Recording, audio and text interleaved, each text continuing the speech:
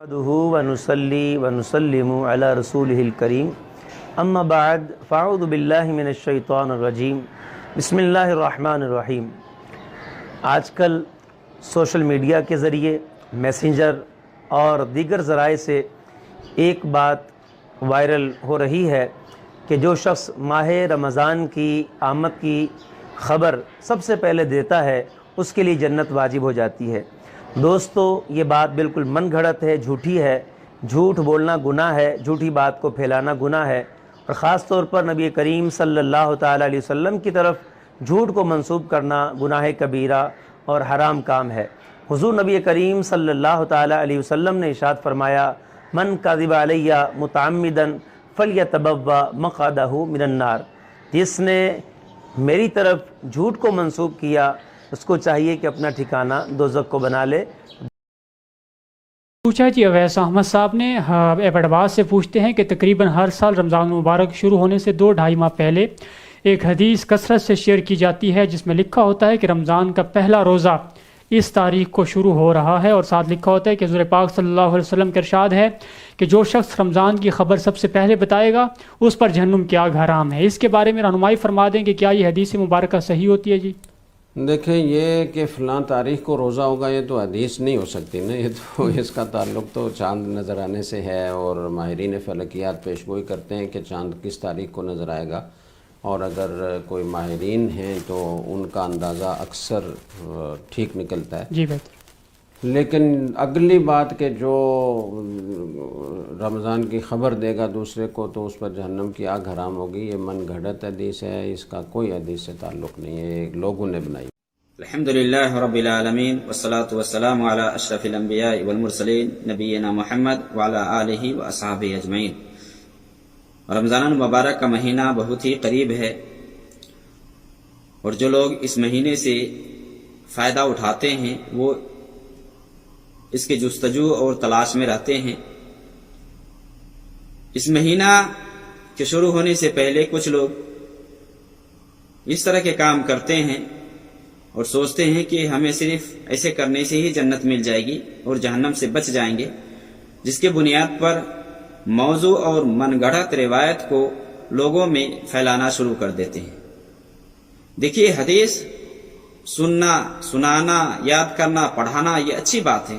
اللہ کے نبی صلی اللہ علیہ وسلم کی حدیث ابو داؤد، ترمذی اور ابن ماجہ وغیرہ میں زید بن ثابت رضی اللہ تعالی عنہ سے ہے، وہ بیان کرتے کہ میں نے نبی صلی اللہ علیہ وسلم کو یہ فرماتے ہوئے سنا، نضر اللہ امران سمع منا حدیثا فحفظہ حتی یبلغہ، کہ اللہ کے نبی صلی اللہ علیہ وسلم نے فرمایا کہ اللہ رب العالمین اس آدمی کے چہرہ کو روشن کرے، خوش و خرم رکھے جس نے مجھ سے کوئی حدیث سنی اور اسے یاد کیا تاکہ دوسروں تک پہنچائے۔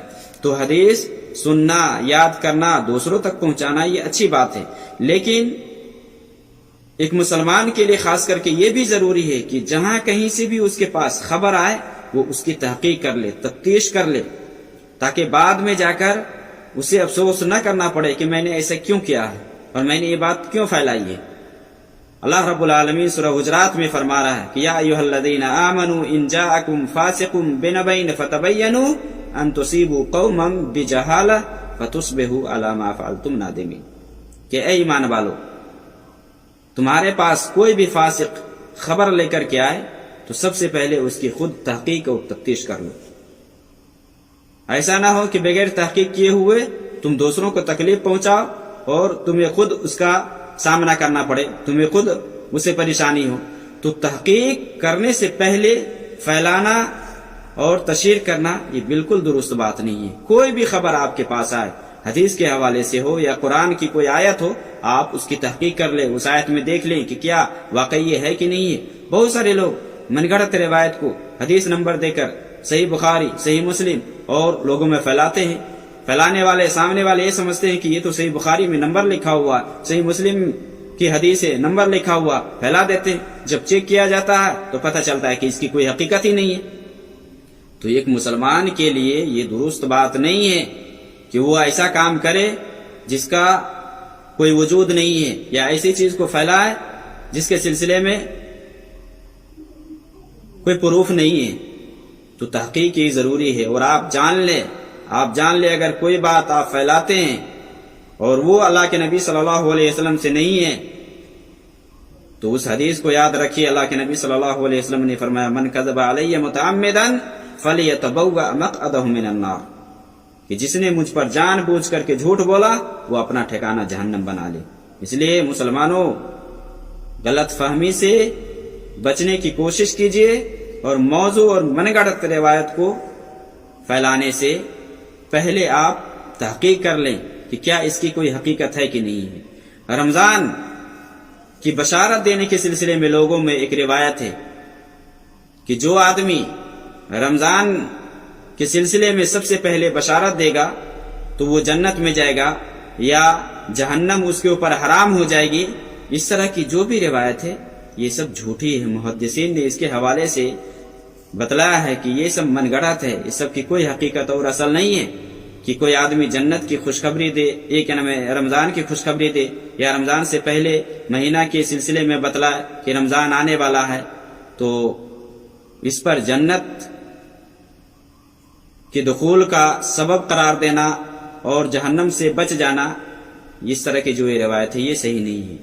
تو یہ جو روایت ہے لوگوں کے اندر کہ اذا بلغت الناس بشہر رمضان حرمت علیک النار، کہ اگر رمضان مہینہ کی خوشخبری اگر تو دیتا ہے کسی کو تو تیرے اوپر جہنم حرام ہو جائے گی.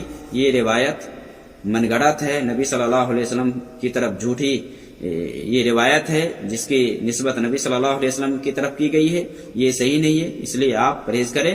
ہاں، رمضان آنے کے بعد رمضان المبارک کے جو فضائل ہیں اور اس کی جو خصوصیت ہے اس کو آپ بتلا سکتے ہیں. جیسے کہ بعض روایت میں اللہ کے نبی صلی اللہ علیہ وسلم کے سلسلے میں آتا ہے کہ اللہ کے نبی صلی اللہ علیہ وسلم صحابہ کو یہ خوشخبری دیتے، یہ بشارت دیتے اتاکم رمضان شہر مبارک.